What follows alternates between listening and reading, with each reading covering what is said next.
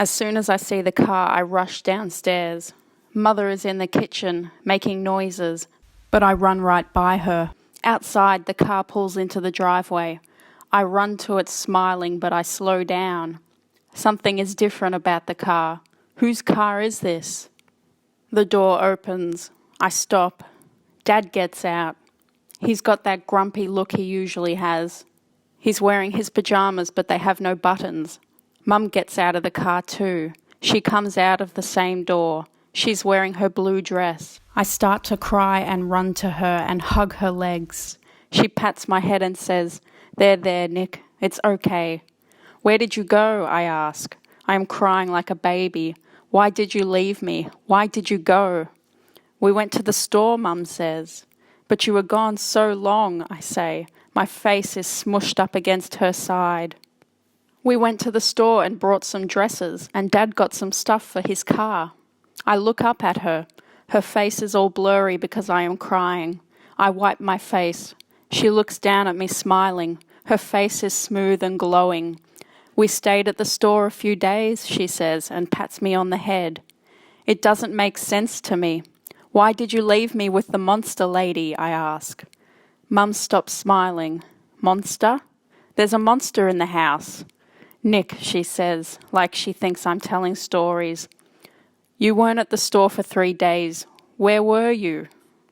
"Nick," my dad says in his grumpy voice, "that's enough." I look at him. The shape of his face is weird. He usually has freckles on his cheeks, but they're not in the right places. I let go of Mum and look at her. She makes a little smile like she always does when she sees me. It's her. It's Mum. It's her face. But it's too... What's wrong with it?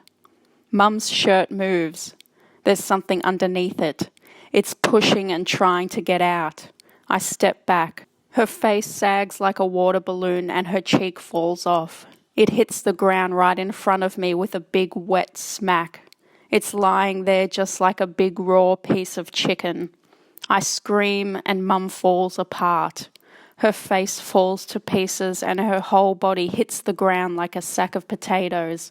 The same thing happens to Dad. Their clothes are just lying on the driveway, but there's something inside the clothes moving around inside.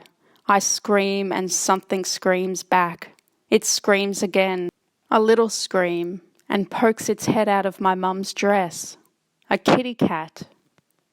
Other cats slip out of the bottom of the dress and out of my dad's pajamas. A whole bunch of cats, all different colours. Mum and Dad's clothes just blow away like tissue and the driveway is full of cats and pieces of meat. A few cats run away. Some of them cry. Some wander around and sniff and lick at the meat. Something pinches my shoulder and I scream. It's Mother's crab hand. She yanks my arm and drags me back to the house. I shout and scream, but she holds me tight. She slams the front door shut and pushes me into a big metal cage in the kitchen. Her birds are pushing out her shoulders and her face. They're missing eyeballs and covered with big golden flies, and all of them are tweeting and cackling at me. "Your magic isn't strong enough to make whomever you want," she says in a deep voice. The birds all giggle. "Never will be," one of them shouts.